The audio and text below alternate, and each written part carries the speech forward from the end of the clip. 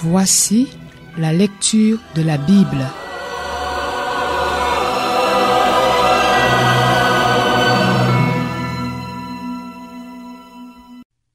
Matthieu, chapitre 20. En effet, le royaume des cieux ressemble à un propriétaire qui sortit dès le matin afin d'embaucher des ouvriers pour sa vigne. Il se mit d'accord avec eux pour un salaire d'1 pièce d'argent par jour et les envoya dans sa vigne. Il sortit vers 9 heures du matin et en vit d'autres qui étaient sur la place, sans travail.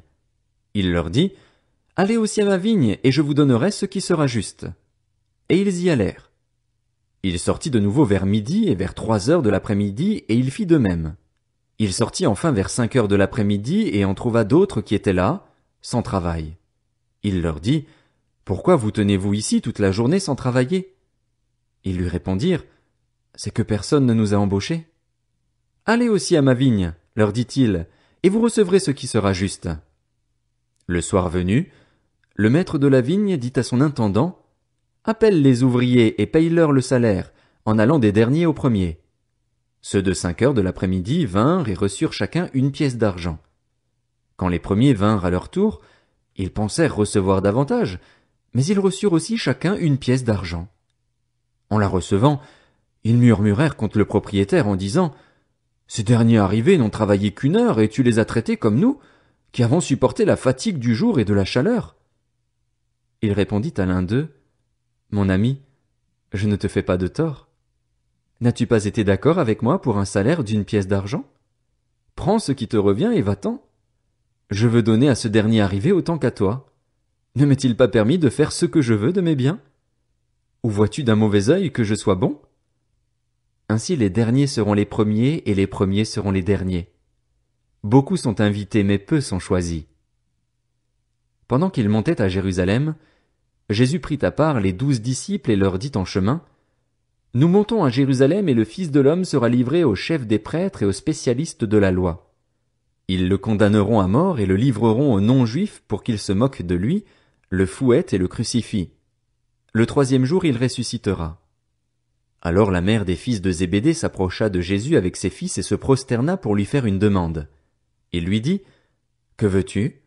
« Ordonne, lui dit-elle, que dans ton royaume mes 2 fils que voici soient assis l'un à ta droite et l'autre à ta gauche. » Jésus répondit, « Vous ne savez pas ce que vous demandez. Pouvez-vous boire la coupe que je vais boire, ou être baptisé du baptême dont je vais être baptisé? » Nous le pouvons, dirent-ils.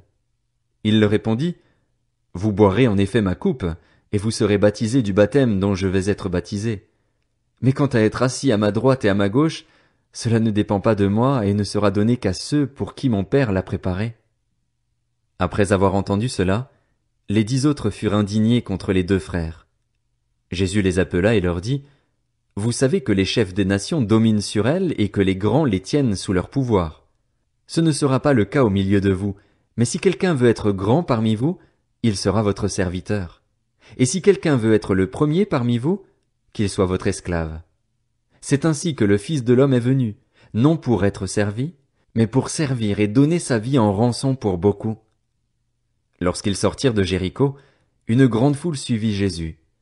2 aveugles, assis au bord du chemin, entendirent que Jésus passait et crièrent, « Aie pitié de nous, Seigneur, fils de David !» La foule les reprenait pour les faire taire, mais ils crièrent plus fort, « Aie pitié de nous, Seigneur, fils de David !» Jésus s'arrêta, les appela et dit, « Que voulez-vous que je fasse pour vous ?» Ils lui dirent, « Seigneur, que nos yeux s'ouvrent. » Rempli de compassion, Jésus toucha leurs yeux. Aussitôt ils retrouvèrent la vue et ils le suivirent.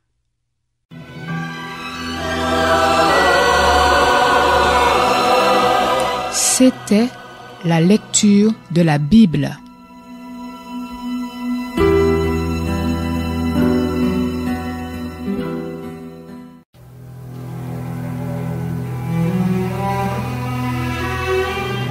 Voici la lecture de la Bible.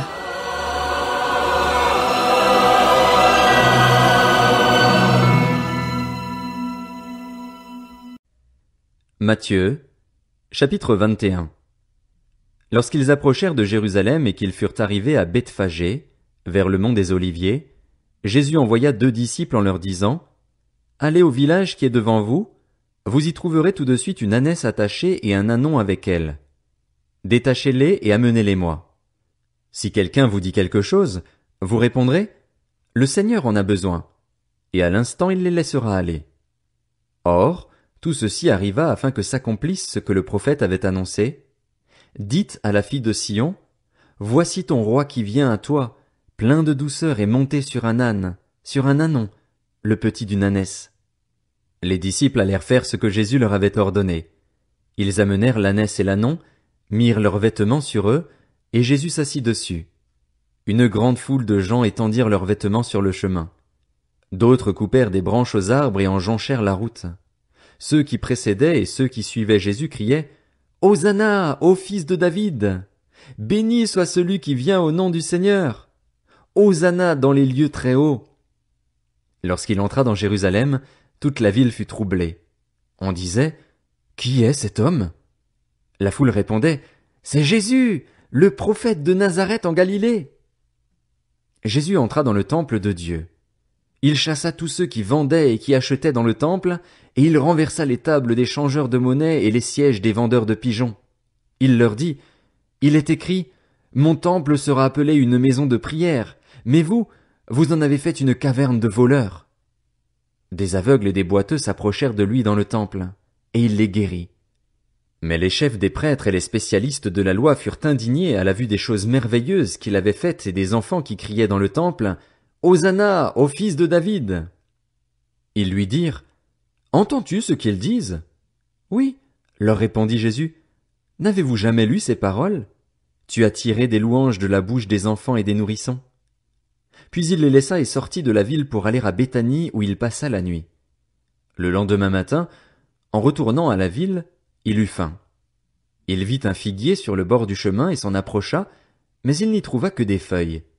Il lui dit, « Que jamais plus tu ne portes de fruits. » Le figuier sécha immédiatement. Voyant cela, les disciples furent étonnés et dirent, « Comment ce figuier a-t-il pu devenir immédiatement sec ?»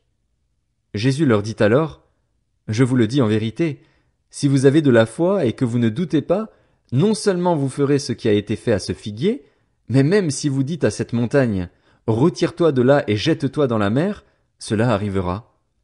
Tout ce que vous demanderez avec foi par la prière, vous le recevrez. » Jésus se rendit dans le temple et, pendant qu'il enseignait, les chefs des prêtres et les anciens du peuple vinrent lui dire, « Par quelle autorité fais-tu ces choses, et qui t'a donné cette autorité ?»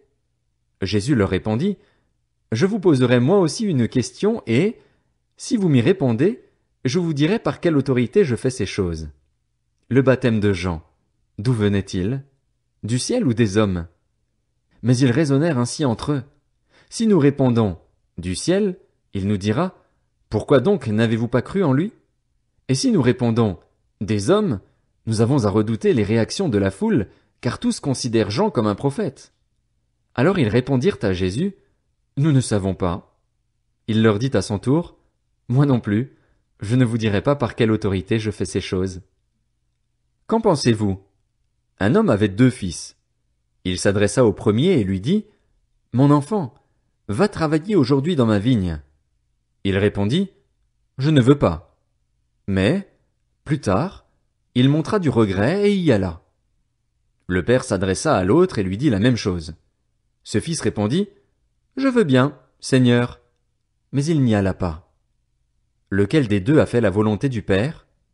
Ils répondirent, « Le premier. » Et Jésus leur dit, « Je vous le dis en vérité, les collecteurs d'impôts et les prostituées vous précéderont dans le royaume de Dieu, car Jean est venu à vous dans la voie de la justice et vous n'avez pas cru en lui. En revanche, les collecteurs d'impôts et les prostituées ont cru en lui et vous, qui avez vu cela, vous n'avez pas ensuite montré de regret pour croire en lui. » Écoutez une autre parabole. Il y avait un propriétaire qui planta une vigne. Il l'entoura d'une haie, y creusa un pressoir et construisit une tour. Puis il la loua à des vignerons et partit en voyage. Lorsque le temps de la récolte fut arrivé, il envoya ses serviteurs vers les vignerons pour recevoir sa part de récolte. Mais les vignerons s'emparèrent de ses serviteurs. Ils battirent l'un, tuèrent l'autre et lapidèrent le troisième. Il envoya encore d'autres serviteurs, en plus grand nombre que les premiers, et les vignerons les traitèrent de la même manière. Enfin, il envoya vers eux son fils en se disant, « Ils auront du respect pour mon fils. » Mais, quand les vignerons virent le fils, ils se dirent entre eux, « Voilà l'héritier. Venez, tuons-le et emparons-nous de son héritage. » Et ils s'emparèrent de lui, le jetèrent hors de la vigne et le tuèrent. Maintenant, lorsque le maître de la vigne viendra, que fera-t-il à ces vignerons? Ils lui répondirent, il fera mourir misérablement ces misérables, et il louera la vigne à d'autres vignerons qui lui donneront sa part de récolte au moment voulu. Jésus leur dit, n'avez-vous jamais lu dans les Écritures, la pierre qu'ont rejetée ceux qui construisaient est devenue la pierre angulaire. C'est l'œuvre du Seigneur, et c'est un prodige à nos yeux. C'est pourquoi, je vous le dis, le royaume de Dieu vous sera enlevé et sera donné à un peuple qui en produira les fruits. Celui qui tombera sur cette pierre s'y brisera, et celui sur qui elle tombera sera écrasé. Après avoir entendu ces paraboles, les chefs des prêtres et les pharisiens comprirent que c'était d'eux que Jésus parlait. Ils cherchaient à l'arrêter, mais ils redoutaient les réactions de la foule, parce qu'elle considérait Jésus comme un prophète.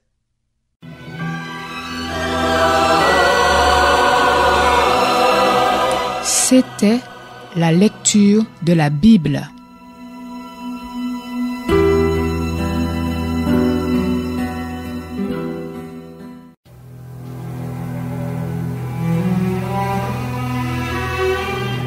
Voici la lecture de la Bible.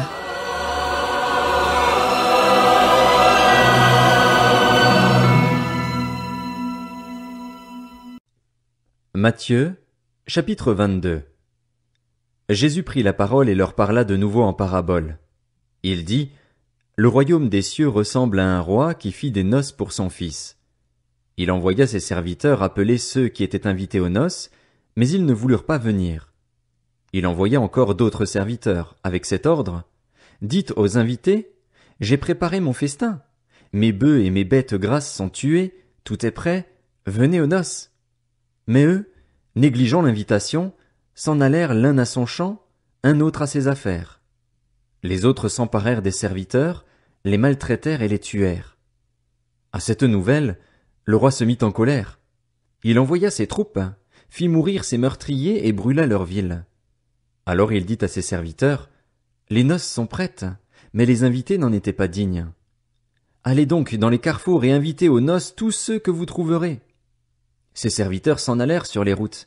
Ils rassemblèrent tous ceux qu'ils trouvèrent, mauvais et bons, et la salle des noces fut remplie d'invités. Le roi entra pour les voir, et il aperçut là un homme qui n'avait pas mis d'habit de noces. Il lui dit, « Mon ami, comment as-tu pu entrer ici sans avoir d'habit de noces ?» Cet homme resta la bouche fermée. Alors le roi dit aux serviteurs, « Attachez-lui les pieds et les mains. Emmenez-le et jetez-le dans les ténèbres extérieures, où il y aura des pleurs et des grincements de dents. » En effet, beaucoup sont invités, mais peu sont choisis. Alors les pharisiens allèrent tenir conseil sur les moyens de prendre Jésus au piège de ses propres paroles. Ils envoyèrent vers lui leurs disciples avec les Hérodiens. Ils lui dirent, « Maître, nous savons que tes paroles sont vraies et que tu enseignes le chemin de Dieu en toute vérité, sans te laisser influencer par personne, car tu ne regardes pas à l'apparence des personnes. Dis-nous donc ce que tu en penses. Est-il permis, ou non, de payer l'impôt à l'empereur ?» Mais Jésus, connaissant leur méchanceté, répondit, « Pourquoi me tendez-vous un piège, hypocrite? Montrez-moi la monnaie avec laquelle on paye l'impôt. » Ils lui présentèrent une pièce de monnaie. Il leur demanda, « De qui porte-t-elle l'effigie et l'inscription ?»« De l'empereur, » lui répondirent-ils. Alors il leur dit, « Rendez donc à l'empereur ce qui est à l'empereur et à Dieu ce qui est à Dieu. » Étonnés de ce qu'ils entendaient, ils le quittèrent et s'en allèrent. Le même jour, les Sadducéens, qui disent qu'il n'y a pas de résurrection, vinrent trouver Jésus et lui posèrent cette question. « Maître, Moïse a dit, si quelqu'un meurt sans enfant, son frère épousera la veuve et donnera une descendance à son frère. Or, il y avait parmi nous 7 frères. Le premier s'est marié et est mort, et, comme il n'avait pas d'enfant, il a laissé sa femme à son frère. Il en est allé de même pour le deuxième, puis le troisième, et ce jusqu'au septième. Après eux tous, la femme est morte aussi. À la résurrection, duquel des 7 sera-t-elle donc la femme? En effet, tous l'ont épousée. Jésus leur répondit, Vous êtes dans l'erreur parce que vous ne connaissez ni les Écritures, ni la puissance de Dieu. En effet, à la résurrection, les hommes et les femmes ne se marieront pas, mais ils seront comme les anges de Dieu dans le ciel. En ce qui concerne la résurrection des morts, n'avez-vous pas lu ce que Dieu vous a dit? Je suis le Dieu d'Abraham, le Dieu d'Isaac et le Dieu de Jacob. Dieu n'est pas le Dieu des morts, mais des vivants. La foule qui écoutait fut frappée par l'enseignement de Jésus. Les pharisiens apprirent qu'il avait réduit au silence les Sadducéens. Ils se rassemblèrent et l'un d'eux, professeur de la loi, lui posa cette question pour le mettre à l'épreuve. « Maître, quel est le plus grand commandement de la loi ?» Jésus lui répondit, « Tu aimeras le Seigneur, ton Dieu, de tout ton cœur, de toute ton âme et de toute ta pensée. C'est le premier commandement et le plus grand. Et voici le deuxième, qui lui est semblable.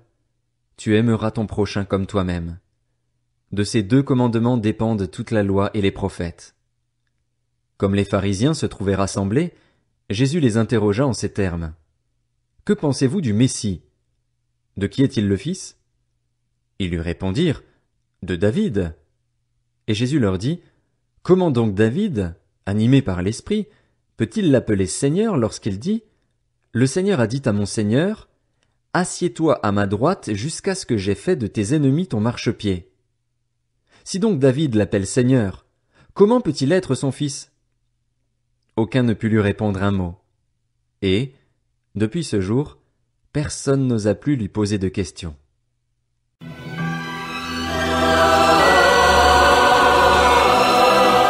C'était la lecture de la Bible.